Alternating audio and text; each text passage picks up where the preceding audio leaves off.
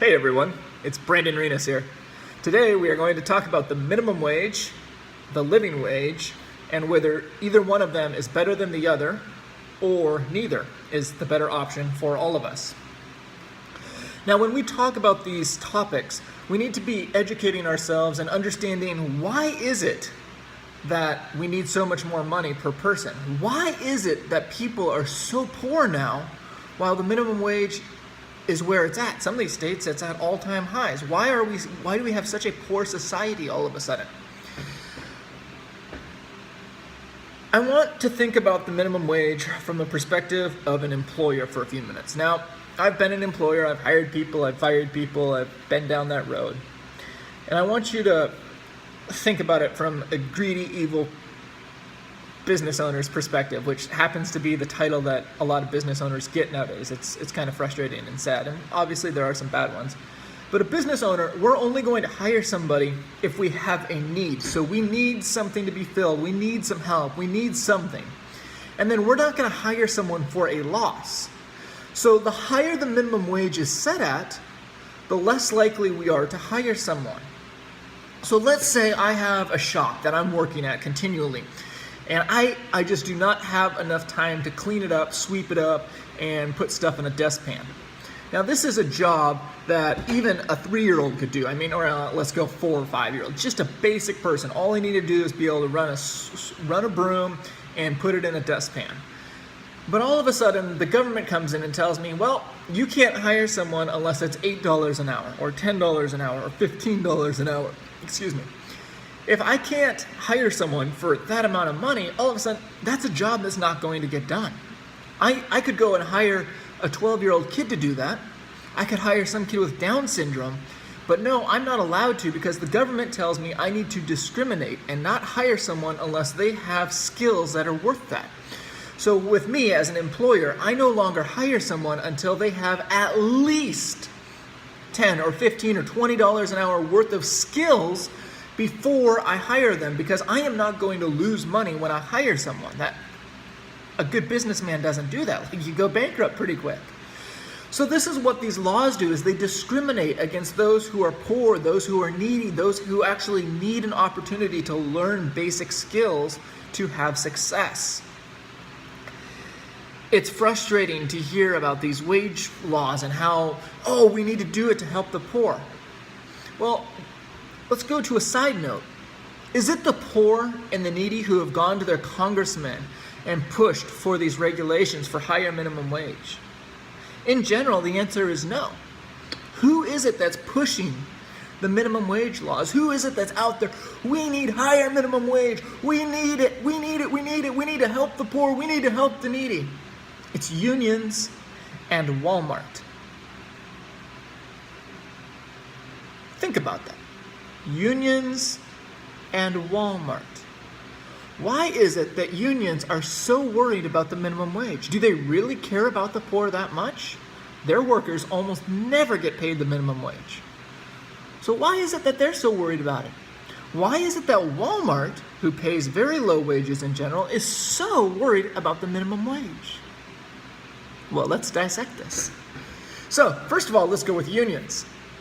If you're a union member, let's say you get your average union guy, he's up to making $30 an hour, okay? Woohoo! Life is good. Well, union members, they love that, and they're making lots of money, but the only way you can protect a person to keep making that kind of money is if the minimum wage is astronomically high. So, for example, if I'm paying somebody $30 an hour and we don't have a minimum wage, you can now go and hire someone that gets paid, let's say you can pay, 6 people $5 an hour to do the job of one person at the union wage.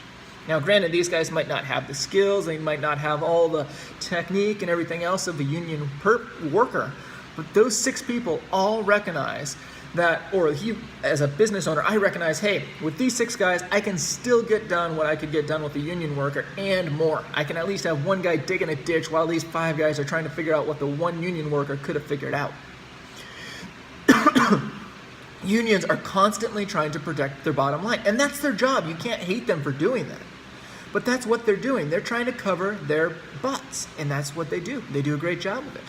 So then why would Walmart, who's kind of the opposite of unions, they're anti-union, why would they support the minimum wage? Well, Walmart is the biggest corporation out there that does what they do. They almost have a monopoly in their marketplace. So the higher the minimum wage is, with all the insane rules and regulations, the harder it is for someone to compete with them.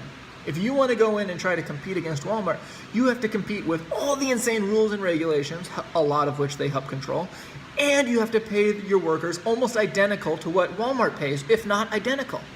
So you go in at a huge disadvantage. These guys are already set in stone. They already know how to deal with all the rules and regulations. They can make all the rules and regulations complicated for you, and then they have a minimum wage set so high that you have to pay your employees practically identical to what Walmart does in order to compete. They have this huge advantage, and this helps create their monopoly. Of course they're going to support the minimum wage. It's not going to help their employees make any more money. The higher the minimum wage is, the higher the percentage of their money that goes out to paying for the employees, or I shouldn't say the higher the prices go up to cover for paying for the employees. So you got to think about where the source is coming from. Who is it that benefits from these programs? These programs, they sound excellent. Oh, the Patriot Act, it sounds so great. You're unpatriotic if you don't support the Patriot Act. But what does the Patriot Act do? Oh, it allows the government to go through your emails whenever they want, wiretap you whenever they want, grope and check out your body, strip you down nude whenever you go to the airport for your safety. That's the Patriot Act for you. What about the minimum wage? Same thing. It sounds so great. We're trying to help the poor. We're trying to help them. Boom, build the minimum wage. But we're actually hurting them. What about No Child Left Behind? Yeah, sounds so great. Except now it's more like All Child Left Behind or All Children Left Behind. The name of programs and the reality of the results that they have is oftentimes a drastically different measure. Let's look at this from a racial perspective, from who it hurts the most. Minorities and different groups of race are the ones that are hurt by far the most. Again, instead of just saying it, let's actually think, why is that the case? Look at the high percentage of blacks that are unemployed and have been for years and years and years and years. We have generations now who are struggling to get employed. We have a black president. Why is it that he hasn't fixed anything? It's only gotten worse. Why? We have all these programs, helping minorities. We now force employers to hire a certain percentage of black people. Why doesn't it help? Is everyone racist? The laws that we are enacting are racist. So let's go down this list, okay? We have a minimum wage which forces an employer to not hire someone unless they are worth that amount of money, okay? More blacks, more Mexicans and different minority groups are on welfare and social programs, government housing, than any other group out there. Or I shouldn't say group, than like whites or different groups like that. So these guys are all on government, or not all, that's a huge exaggeration, sorry. There's a lot of them that are on government support, government housing, welfare, and all of these different programs. They're poor, they're struggling, that's what they grow up in. These kids are born in this scenario where they have government housing, they have horrible examples all around them. They have poor people, they have needy people, they have disabled, they have welfare recipients that do not want to work, they have the lazy people that don't want to work, they have the broken families. They have the druggies, they have the alcoholics. This is what the kids are surrounded by. They're born into this system. They grow up surrounded by horrible examples. They then go to some of the worst public schools out there. Public schools in general are bad. But then they go to the worst public schools, which happen to be the public schools in these general areas, with programs like No Child Left Behind. And they're supposed to learn something. They're supposed to be educated. They go through this entire system working their, or some of them, let's say they're working their tails off trying to become smart, and they realize this system is so messed up, I don't have a chance, I want to drop out. They want to get out of the system. So some of them, they drop out. Now they try to go get a job. They're like, I'm going to go try to get a job. I'm going to try to become a better person than this. And an employer is forced to discriminate against that kid and say, sorry, dude, you've been to a horrible school. You have a horrible upbringing. I have to pay you $8 an hour or whatever the minimum wage is for that state. I'm sorry, I can't pay you that wage. You are not worth it for me. You are too big of a risk for my company to pay you that wage. I can't even hire you at the most basic minimal thing where you could learn skills, where you could learn basic knowledge, and you could grow. Nope, an employer's not allowed to do that. He has to discriminate and go to the next person who at least has a higher probability of making a profit for the company. So now this kid or this girl, guy or girl, whatever it is, they drop out of school. They can't get a job because of our system, which gives them a horrible education, then gives them a horrible opportunity to get a good job.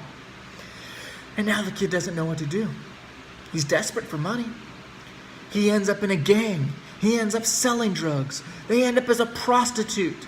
They end up addicted to drugs. They end up stuck with some disease that they cannot get rid of. They end up going on government aid again, just like their family members, because they can't get off of it. They can't financially live. They need financial help. And this is a system that goes for generation to generation to generation. I wouldn't wish the system that we have on my worst enemy. You are talking about children born into poverty with such a low percentage chance of getting out of it. Yes, there are phenomenal stories of kids that get out of it. That is so awesome. But we're talking the vast, vast, vast majority do not. This is a shame. It's so frustrating. It's horrible. And yet we as a country are going, yeah, higher minimum wage. Woo, higher minimum wage. In other words, screw the poor. Screw the poor. We don't think of it that way, but that's what we're doing. I'm going to try to transition a little bit into the living wage. The living wage is very similar to the minimum wage. If you think that paying somebody, now the whole idea of the minimum wage is we're going to pay them enough that they can survive, they can live, they can have just enough basic income, enough basic food without working, without doing anything. We're not going to give them any motivation to work, no. But without doing any of those things, they can survive financially, and this way will lower the crime rate because people will not have, or they'll have enough food that they won't need to steal. Okay, that sounds good, but then let's go to welfare or government housing areas. What's the crime rate in these areas? It's astronomical. It's horrible. Okay, let's go to government housing and living wage areas like Indian reservations. Yeah, horrible. These are horrible living conditions. These are people that have been incredibly proud, incredibly hardworking, incredibly motivated people. And because of a living wage, go to a reservation. They're disgusting in general, just disgusting. And they're people that have had their pride just stripped and ripped from them. I'm not saying everyone in general. I'm talking about the majority again. Most Indian reservations are disgusting. Most Indians in general have very low work ethics. I'm not saying this because I'm anti-Indian. I've worked with very hard-working, good Indian people. This is not the case for every single one, but in general, that's what you're dealing with. And this is what happens when you give someone the bare bones minimum. Well, I could work my tail off where I would make bare bones minimum, or I can live bare bones minimum. Which would I choose? I think I'm going to just live bare bones minimum and live off someone else. And now you're raising generations on the system. That's not helping someone, it's hurting someone. The last topic I'm going to get into is this idea that if we don't have a minimum wage, an employer or an employee is going, well, an employer is going to screw the employee by paying them 5 cents an hour. You're going to get paid slave labor. How is that possible? Think about this for a second, guys. People, When you're telling me that you're going to get paid slave labor, that you're going to get paid 5 cents an hour, and all these arguments, a lot of these arguments that I'm debunking, I want you to start questioning the people that you get your information from. Like if it's you and this is your original thoughts and stuff like that, okay, cool. But then even that I would question and tell you, use some critical thinking a little bit. Like think about things like, how could I be wrong from this perspective? Getting paid 5 cents an hour, that kind of works with the system that we have right now, but it doesn't happen in a free market. In government ran and controlled market, well, yeah, you're seeing a huge wage difference right now. You're seeing the poor getting paid the same or horrible wages while the wealthy are making more. But the question is why and how? So let's think about this from a market perspective, okay? We have people, let's say I'm an evil, horrible person, okay? I'm this horrible, evil person that wants to hire everyone for 5 cents an hour. You, on the other hand, you're not a horrible, evil person. You want to pay people, or actually, no. Let's do this even better. I'm a horrible, evil person that wants to pay horrible wages. You're a horrible, evil person that wants to pay horrible wages too, okay? And now we have Bob. Bob's trying to get a job, and you and I are trying to screw Bob. You and I both want to hire Bob, but we don't want to pay him good wages. So I hire him for 5 cents. Well, then you hire him for 10 cents because you want to be a greedy, evil person, but you want to hire him because you need workers. So now I hire him from you for 15 cents. Do you see where this is going? It goes to the point where one of us believes it's not worth hiring Bob because we are not going to make money from Bob. We're actually going to lose money, or we're not going to make a high enough percentage. So in a free market, a business owner has to pay an employee what they're worth. So if you're worth 5 cents an hour, yeah, you might have to worry about getting paid that, but in general, I'm pretty sure most of us are worth more than that. Now, what you do have to worry about is government control and government regulation. So what we have now is government control on wages. This helps a business control their bottom line. This helps them regulate competition out of the marketplace. Competition is what drives wages up. So if you don't have competition, now I can pay you whatever I want because I don't have competition fighting to take you from me. So we have government rules and regulations.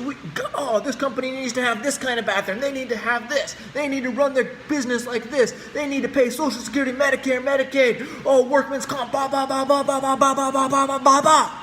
Just unloading lists of regulations. The books, they're Bibles long. And don't worry, it's not just one Bible worth of rules and regulations. We're talking 50 Bibles stacked on top of each other full of rules and regulations. If you want to start your company, go ahead. You can compete with whoever's set in business. These rules and regulations destroy the marketplace. They allow companies like Walmart or anyone else to have a monopoly or close to a monopoly where they can pay low to minimal wages for their employees because they don't have someone else fighting or competing with them for those same employees. The minimum wage hurts the poor and the needy. These rules and regulations, they hurt the poor and the needy. Are we sensing a trend here? Patriot Act. Sounds patriotic, is unpatriotic. Minimum wage. Sounds like it helps the poor, hurts the poor. No Child Left Behind. Sounds like a great idea for all our children in school, hurts the kids in school. Let's think about these programs, guys. Let's work together and realize that freedom is the answer. When businesses have to compete, instead of lining their own pockets, they have to pay their employees better wages to compete with their competition. When they have to compete, they have to not discriminate. They have to open up their doors to all employees or all people or all customers, because if they don't open their doors to all customers, their competition has an edge on them and their competition can help drive them out of business. Competition is the cure. We have regulated competition out of our marketplace and we're looking at devastating results.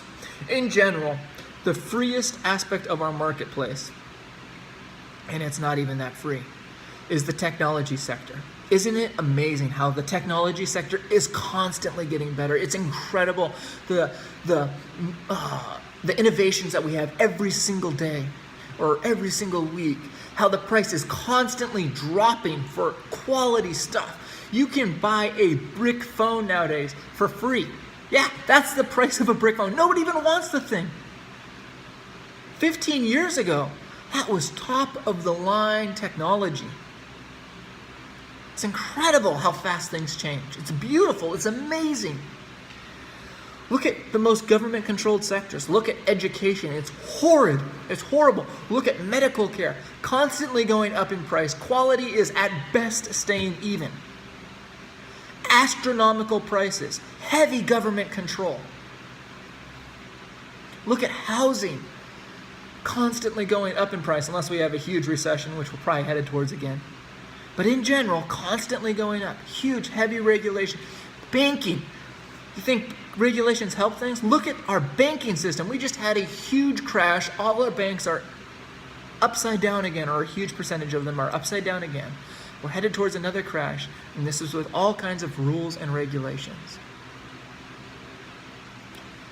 Rules and regulations are what made it go from our country having thousands and thousands of banks to now we have, 100? And really, we only have 5 or 6 really big ones. You want competition. Freedom is the answer. Freedom for you to get paid whatever you want, and for an employer to say, nope, I'm not paying you $50 an hour, I'm paying you 5 cents an hour. That is the answer. For you and I to compete for wages, for companies to fight for us for wages. That is the answer. The living wage hurts the poor. The minimum wage hurts the poor. Freedom is the only answer that actually helps the poor, the minorities, and it makes companies compete for us. It makes them fight for us. It makes them want to produce products for us. That is the answer. A free market is the answer. And do not confuse what we have and what we have had anytime recently as a free market. Thank you. Brandon Renas. Oh, shoot, I'm not going to sign out. 1 second. If you guys like these type of videos where you have heartfelt opinions like I'm giving you, where you're actually getting critical thinking, hit the like button. If you want more of this type of stuff, hit subscribe. I'm going to be coming out with these kind of videos every single week, preferably 2 or 3 times a week. That's my goal.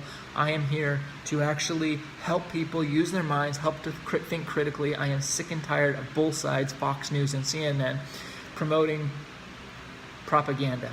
Let's actually promote thinking and freedom. Let's keep promoting uniting. Thank you guys. This is Brandon signing out for real this time. Peace out.